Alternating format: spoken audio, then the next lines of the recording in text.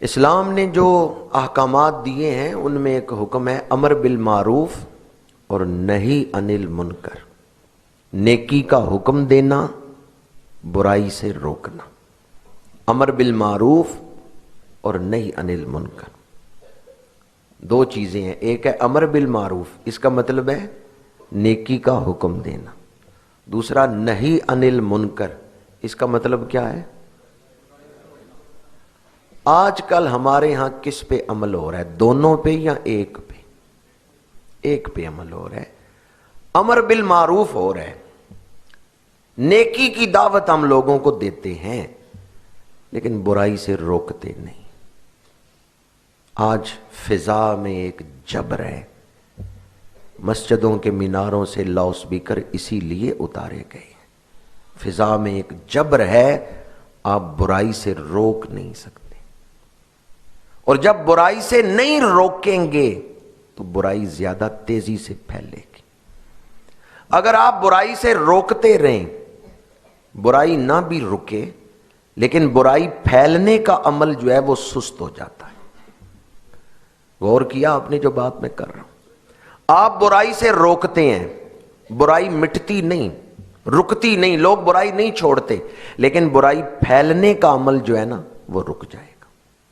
برائی اتنی تیزی سے پھیلے گی نہیں اگر آپ برائی سے روکتے ہیں، اور اگر آپ برائی سے روکتے ہی نہیں پھر برائی تیزی سے پھیلے گی۔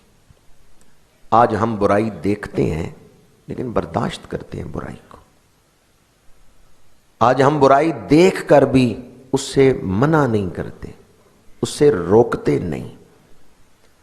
میرے آقا کریم کی حدیث پاک ہے، جب کوئی شخص برائی کو دیکھے تو سب سے پہلا جو مقام ہے، بلند ترین مقام نہی عن المنکر کا، وہ تو یہ ہے کہ قوت بازو سے برائی کو روکو۔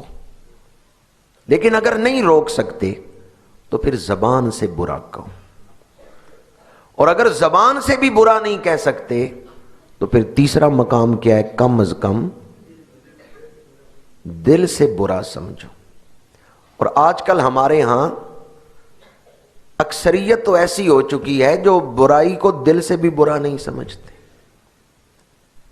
برائی کو دل سے بھی برا نہیں سمجھتے، ان کے دل بھی برائی کی طرف مائل ہو چکے ہیں، کسی نہ کسی سطح پر برائی کو ایکسپٹ کر چکے ہیں۔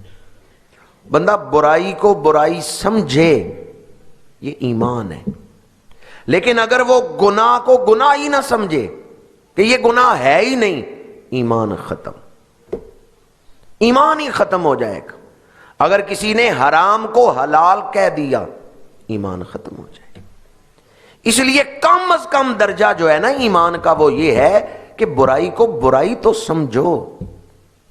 برائی کو روکنا یا برا کہنا یہ تو بلند مقام ہے، لیکن کم از کم درجہ جو ایمان کا ہے وہ یہ ہے کہ برائی کو برائی سمجھو۔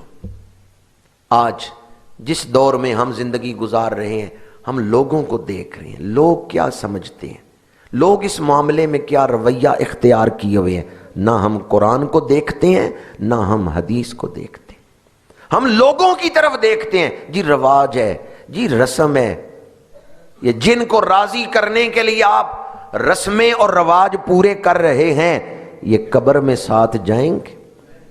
اکیلے جواب دینا ہے، اکیلے پیش ہونا ہے اپنے رب کی بارگاہ میں۔ اس تنہائی کو یاد رکھیں، محفلوں میں کھو کر، میلوں میں، رونقوں میں اور برادریوں میں بیٹھ کر اپنے رب کے حکم توڑنے والوں، اپنے آخرت کو یاد رکھو، موت کے وقت کو یاد رکھو، اس تنہائی کو یاد رکھو جب اکیلا ہونا ہے۔ ہمیشہ محفلوں میں نہیں رہنا، ایک تنہائی کا وقت آنے والا ہے۔ آج ہم تقریر کرتے ہیں نا تو ہم کہتے ہیں معزز حاضرین و سامعین۔ آج ہم لوگ تقریر کرتے ہیں نا تو ہم بڑے عزت والے القابات سے سامعین کو بلاتے ہیں، اے معزز حاضرین۔ حضور شہنشاہ بغداد واز فرماتے ہیں تو جلال کا یہ عالم ہے، بعض اوقات آپ فرماتے ہیں یا موت القلوب، اے مردہ دلوں والو، اے مردہ دل والو، حضور غوث اعظم جس انداز میں خطاب فرماتے تھے پتا چلتا تھا سوائے خدا کے آپ کے دل میں کسی کا ڈر نہیں، سوائے خدا کے آپ کے دل میں کسی کا ڈر نہیں۔ اور حضور غوث اعظم رضی اللہ تعالی عنہ باسا اوقات اس انداز میں خطاب فرماتے تھے کہ آپ کی محفل میں آنے والا شخص آیا ہے تو چور ہے، آیا ہے فاسق و فاجر ہے، صرف ایک لمحہ آپ کی محفل میں بیٹھا ہے، آپ کی توجہ اسے مل گئی ہے، اللہ نے اسے مرتبہ ولایت پہ فائز فرما دیا۔ حالتیں بدل جاتی تھیں آپ کی محفل میں، دلوں کی کیفیتیں بدل جاتی تھیں آپ کی محفل میں۔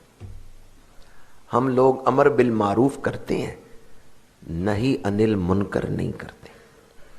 اور اس پر بھی امام غزالی کا ایک قول آپ کو سنا رہا ہوں۔ آج ہمارے مزاج بگڑ چکے ہیں۔ بندہ بخار میں مبتلا ہوتا ہے نا تو اس کو میٹھا بھی پھر اچھا نہیں لگتا۔ سیب کا پھل ٹھیک ہے، ذائقہ ٹھیک ہے، لیکن بندہ بخار میں ہے، منہ کا ذائقہ بدل چکا ہے، اب وہ سیب کو کھاتا ہے تو کہتا ہے کڑوا ہے، میں نے نہیں کھانا۔ پھل کا ذائقہ ٹھیک ہے، مریض کے منہ کا ذائقہ وہ خراب ہے۔ آج ہمارے مزاج بگڑ چکے ہیں۔ آج ہمیں کوئی برائی سے روکے ہم اس پر ناراض ہوتے ہیں۔ ہمیں کوئی برائی سے روکے نا، تو کون ہوتا ہے روکنے والا؟ میں نے اپنی قبر میں جانا ہے، تو نے اپنی قبر میں جانا ہے، یہ ہم کہتے ہیں۔ میں اپنی قبر میں جانا ہے، تنوں کی فکر۔ اس طرح ہم برائی سے روکنے والے کو جھڑک دیتے ہیں۔ امام غزالی نے بڑی پیاری مثال دی ہے۔ امام غزالی فرماتے ہیں اگر تم قمیض پہن رہے ہو اور قمیض کے اندر بچھو ہے، تمہیں نہیں پتا، تم قمیض پہننے لگے ہو، ایک بندہ دیکھ رہا ہے، اس کو پتا ہے کہ قمیض کے اندر بچھو ہے، وہ کہتے ہیں بھائی اس قمیض کو جھاڑ لو، اس کے اندر بچھو ہے، وہ تمہیں کاٹے گا، نقصان پہنچائے گا، زہر جسم میں جائے گا، تکلیف ہوگی۔ اب جس نے آپ کو یہ بتایا کہ بچھو والے کپڑے نہ پہنو، اس نے برائی کی ہے آپ کے ساتھ، نیکی کی ہے۔ جو یہ بتائے کہ وہ جیکٹ نہ پہنو جس کے اندر بچھو ہے، وہ قمیض نہ پہنو جس کے اندر بچھو ہے، وہ بچھو آپ کے جسم کو نقصان پہنچائے گا، اس نے تو نیکی کی ہے۔ تو جو یہ بتائے وہ عمل نہ کرو جو قبر میں بچھو بن کے ڈسیں گے، جو قبر کے بچھوؤں سے بچائے، وہ بھی نیکی کر رہے یا نہیں کر۔ امام غزالی فرماتے ہیں اگر کوئی تمہیں تمہارے عیب بتائے تو اس پر ناراض نہ ہو، اس کا شکریہ ادا کرو کہ اس نے تمہیں گناہ سے بچایا ہے۔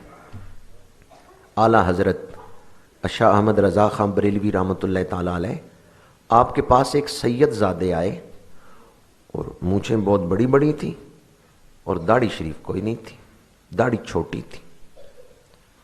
تو اعلیٰ حضرت نے اب ان کو نصیحت کرنا تھی، تو آپ نے فرمایا کہ اگر میرے پاس آپ کے نانا جان کا کوئی خط آیا ہو، وہ میں آپ کو پڑھ کے سناؤں تو آپ ناراض تو نہیں ہوں گے میرے اوپر؟ خط آپ کے دادا جان کا ہو یا نانا جان کا ہو، آپ کے بڑوں کا خط آئے مجھ تک، میں وہ آپ کو پڑھ کے سناؤں، آپ ناراض تو نہیں ہوں گے؟ وہ سید زادے کہنے لگے نہیں، ناراض کیوں ہوگا، آپ کا کیا قصور ہے؟ آپ نے تو چٹھی پڑھ کے سنائی ہے، ڈاکیے کا کیا قصور ہے؟ اعلیٰ حضرت نے فرمایا حدیث ہے کہ مونچھیں گھٹاؤ داڑھی بڑھاؤ۔ وہ سید زادے سمجھ گئے، وہ ناراض نہیں ہوئے۔ تو جو نہی انل منکر کر رہے ہیں وہ اپنی طرف سے کر رہے ہیں یا شریعت کا حکم پہنچا رہے ہیں؟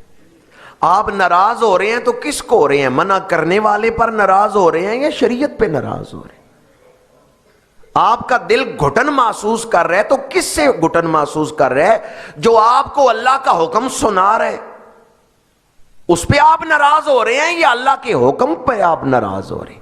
چاہیے تو یہ تھا اللہ کا حکم آتا دل جھک جاتے، ہمارے دل تابع ہو جائیں اللہ کے حکم کے، یہ ایمان ہے۔